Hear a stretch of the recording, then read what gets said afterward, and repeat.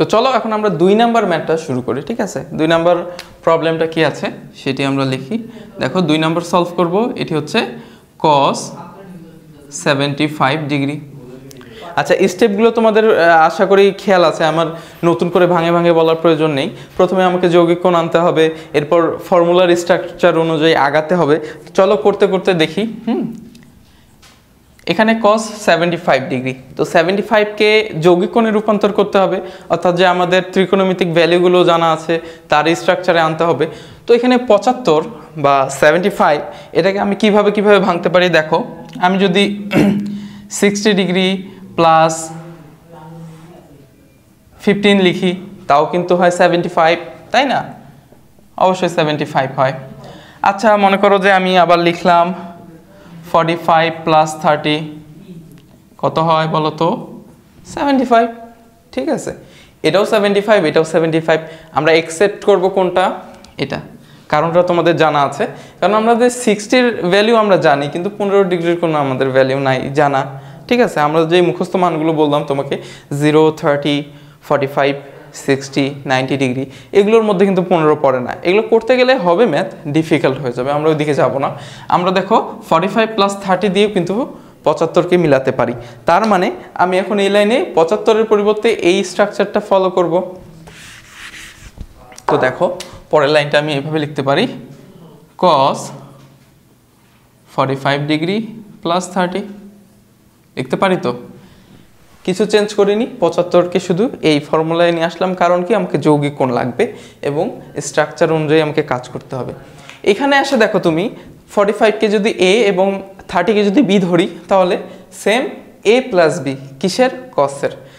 তোমাদেরকে যে আমি কসের ফর্মুলাগুলো দেখিয়েছিলাম, cos a প্লাস b, এখানে কিন্তু সেই ফর্মুলাটি অ্যাপ্লাই হবে।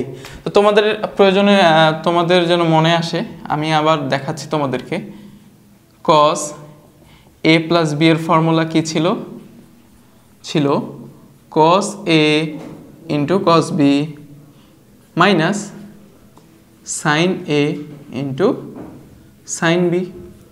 আশা করি অনেকেরই মনে আছে ফর্মুলাগুলো, যারা তোমরা ভালোভাবে করেছো তাদের এটা মনে থাকার কথা। এখন আমরা এখানে কি করব বলো তো? এই স্ট্রাকচারটা শুধু এখানে অ্যাপ্লাই করব, ঠিক আছে? দেখো এখানে আমি এখন লিখব কি? cos a cos b। এখানে a b আমি কাকে কে ধরেছি? a হচ্ছে 45, b হচ্ছে 30। তাও আমি লিখব cos a অর্থাৎ 45 ডিগ্রি ইন্টু cos b অর্থাৎ 30 ডিগ্রি মাইনাস sin a অর্থাৎ 45 ডিগ্রি ইন্টু sin b অর্থাৎ 30 ডিগ্রি। শুধু এই ফরম্যাটটা এখানে ইউজ করলাম। এখন এই ভ্যালুগুলোর মান আমরা বসাবো। গত ম্যাথে আমরা যেভাবে করলাম, cos 45 এর মান আমরা জানি 1/√2, তাই না? এটা আমরা জানি। cos 30 এর মান আমরা জানি √3/2। গত ম্যাথেও কিন্তু এই ভ্যালুগুলো এসেছিল। এই ম্যাথগুলো কিন্তু আমরা এই টার্মগুলো কিন্তু গতবারই ফেস করলাম গত ম্যাথটাতে। হ্যাঁ, তো sin 45 = 1/√2 লেখা যায়, 1/√2, এবং sin 30 এর মান হাফ অর্থাৎ 1/2, তাই না? দেখো এখন আমার এগুলো গুণ আকারে আছে, আমি গুণ করে ফেলি। √2 × 2 গুণ করলে হয় 2√2 এবং উপরে 1 × √3, তার মানে √3 মাইনাস এখানে বসে যাবে √2 × 2 হয় 2√2, উপরে দেখো 1 × 1, তাহলে কি হয়? 1। এখন দেখো গত ম্যাথের মতো কিন্তু সেম ভ্যালু চলে আসছে। হ্যাঁ, যেহেতু আমরা একই জিনিস, আমরা কিন্তু ফর্মুলা অন্য ইউজ করেছি। হ্যাঁ, মানও অন্য, ফর্মুলাও অন্য, কিন্তু দেখা যাচ্ছে এই টার্মগুলো কিন্তু মিলে যাচ্ছে। আশা করি অ্যান্সারটাও মিলে যাবে। এখানে আমি নিচের অংশ দুইটা যেহেতু মিলে গেছে, সাধারণ গুণিতক নিব, অর্থাৎ লসাগু করব। লসাগু করলে হয় 2√2। এই নিচের অংশ প্রথমে আমি ভাগ করব, ভাগফলের সাথে উপরেরটি গুণ করব।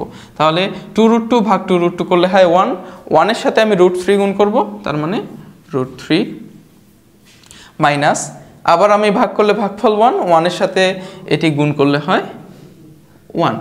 দেখো 1 নাম্বার ম্যাথের সাথে কিন্তু এই অ্যান্সারটাও মিলে গেছে। হ্যাঁ, আমরা ফর্মুলা অন্য ইউজ করছি, মান অন্য ইউজ করছি, কিন্তু একই অ্যান্সার আসতেছে, কোনো সমস্যা নেই। মান যাই আসুক, আমাদের স্টেপগুলো যেন ঠিক থাকে।